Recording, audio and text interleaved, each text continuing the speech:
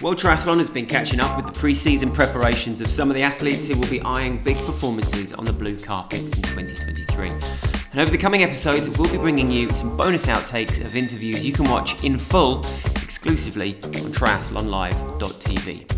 Among them, Vincent Luis, a man who has pretty much seen and done it all in the sport, whose commitment, determination and destiny to be the best in the world looked unshakable until successive injuries hampered his Tokyo 2020 preparations and saw him begin to question his future. Fast forward to the end of 2022, and Luis was back with a bang, racing with the wind in his sails and rediscovering his love of triathlon. So ahead of the 2023 season open at WTCS Abu Dhabi on 3rd of March, with the huge prize of a spot on the French team for a Home Olympics at Paris 2024 looming large, we joined the 33-year-old for a fascinating hour by the pool at his home in the Girona hillside. You'll be able to watch the full interview, including the story behind that WTCS Leeds bike incident, and of course all the 2023 series action on triathlonlive.tv. Stay tuned to World Triathlon channels from the 17th of February as we press launch on the new season campaign. For now, enjoy this snippet from an honest and fascinating delve into the current mindset of the two-time world champion. I've done this for the past 18 years of my life, and I like to train. I like to get out the door every morning and just go for training. And I'm a big volume guy. I train a lot, and I enjoy it. Yeah, swimming six times a week and doing everything 32 hours a week. I know what it is, and I'm doing it, as I said, for like around 20 years now. And I don't know, I think I'll miss it, of course. I'll do something different that's most likely going to be also time consuming, but it's just going to be a different mindset. And but now it's I just want to give it one last shot, and I know that every time I go on the start line, I still have the same adrenaline, and I still enjoy it a lot. But I've seen, I've gone from racing Bevan Doherty, Jan Frodeno, to now racing like Alex Yee or Hayden Wild, this like new generation, and I have the feeling that being the youngest one was just yesterday, and now there's in the top 10 ranking, I may be the only one that knew the life before internet. I think now with all the social media and everything, we're really under influence of what's working or what's not, and we think we know things through what we see on social media, but it's only what people want to show you. And yeah, a lot of people are talking about the Norwegian method and all the data and everything, but I think if you know your body, you know your body. If you're tired, you wake up, you tell your coach you're tired. It works too. It's the best. It's the best way to measure the tiredness. It's just like if you show up at the pool and you say, "Well, I did not sleep well," it's better than if a ring or a wristband tell you did not sleep well. So yeah, I think data creates more question than answer, and they put too much doubt in your head. And I'm just training on feelings, and the only one I can blame is myself when I have too much ego to tell my coach I'm tired. But I like the time when if someone was injured, you did not know it until the start line or until the finish line. You just like now, if someone doesn't post something on whatever platform, it's all over the internet on the next day. If someone's riding a different bike or all that, it's just I think we lost interest for the pure training and for just like getting the things done and just like don't compare yourself and all that. And I kind of liked it. I remember showing up to grand finals in a race for almost a year and winning the grand final and and just being, I just train. I did not tell anyone. I was just up there in altitude training. But now there's pictures every day. There's like Strava records and all that. But yeah, I might be a bit old school, but yeah, I'm not on any of these things, and I like it. I like my quietness, and I like to train. I like to do the hours, and yeah, just focusing on myself. I think it's the most of it. I've been caught in the things, in the analysis, data, and everything. I invested like thousands of euros in devices and things, and yeah, I even have a VO2 like mask here, never opened it. It's like $5,000 and it's still sitting somewhere and just I think maybe blocking a door from clapping or whatever. But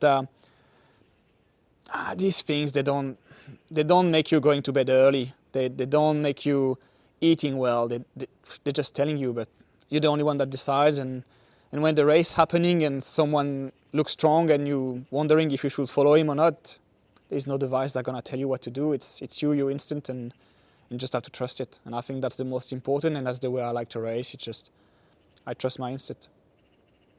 In Tokyo 2021, there was two things I was missing: confidence and fitness, and they go together.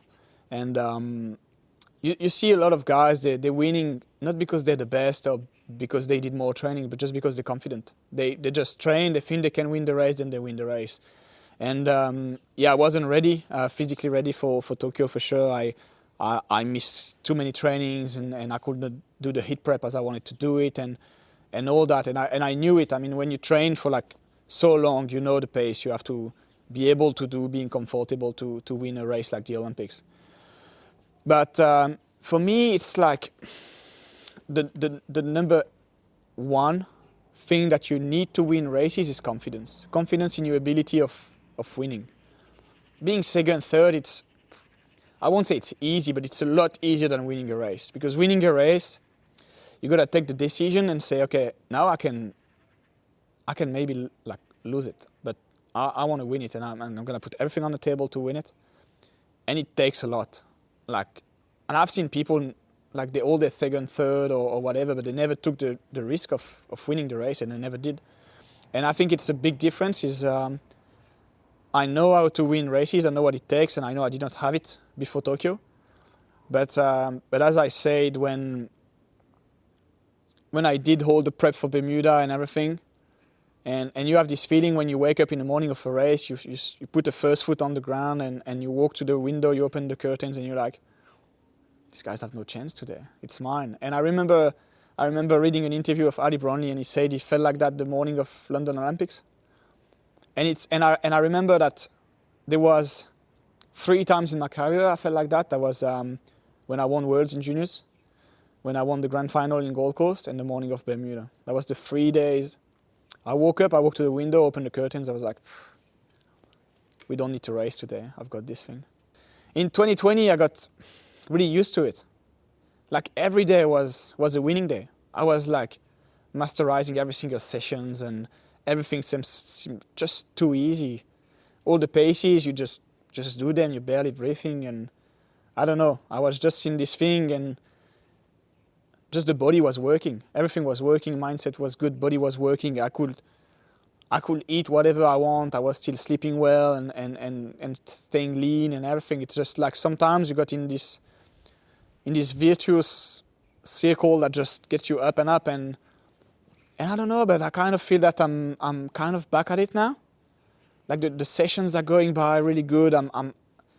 You kind of feel sometimes that the luck is on your side when something happens. It doesn't happen to you, it happens to others, and you're always like on the bright side of the spectrum, and it is kind of back now, and I hope it's gonna reflect on races. But so far training's been well.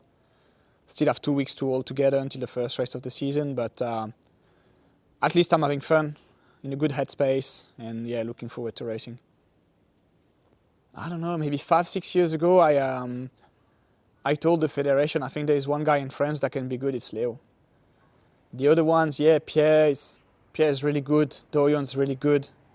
There is one guy that knows what it takes, it's Leo, and there is one guy that's ready to invest time, energy, and money in performance, it's Leo.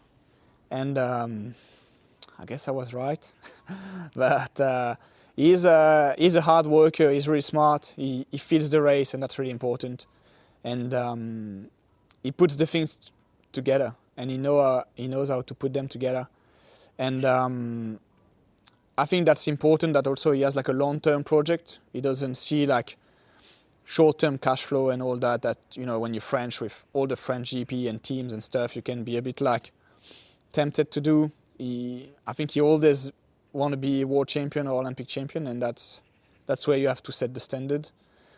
So after I was injured in 2022, I basically told the federation, listen, I'm not sure I can race either Cagliari or Bermuda, but I want to go to Abu Dhabi and give a hand to Leo, because we never had team tactics in the French team. They just I don't know, the staff never want to talk about it or never want to put it on the table.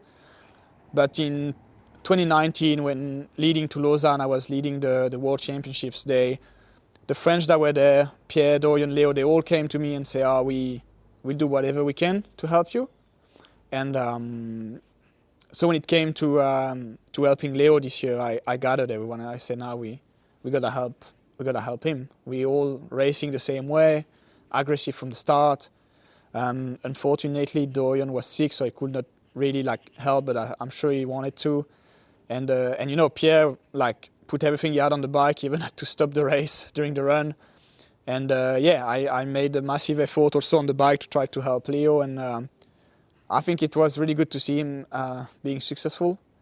And we're just smart enough and friends enough to make it happen. And you know what? Yeah, what goes around comes around. I think we're just racing together now and trying to help each other. But I'm really excited for the next season, because what happened in Leeds, the breakaway with Leo and me, I think we can do it again and try to make it work this time. Stay tuned to triathlonlive.tv and all the World Triathlon channels for the full Down the Blue Carpet with Vincent Luis ahead of this season's WTCS Abu Dhabi season opener.